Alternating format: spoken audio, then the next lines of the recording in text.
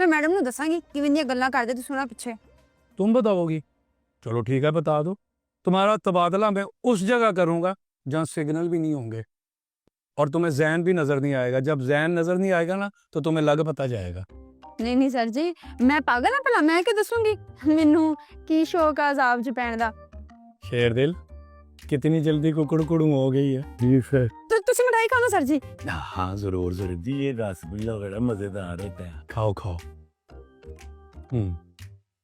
आ तो पहले आजा आजा, तेरा अपना ही घर है।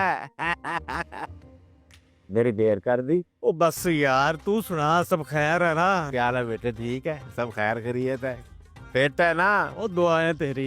अच्छा, पहचान कौन है? ओ ये किंजा बेटी है वाह, तूने तो पहचान ही लिया। और वशमा बेटी नजर नहीं आ रही, किधर है वो? ओ वशमा अंदर है, उससे ही मिलवाता हूँ। पुत्र पता है कौन है? ये मेरा दोस्त है तुफैल, और साथ उसके उसका बेटा है अब्दुल रहीम। हाँ हाँ, वही वही वही।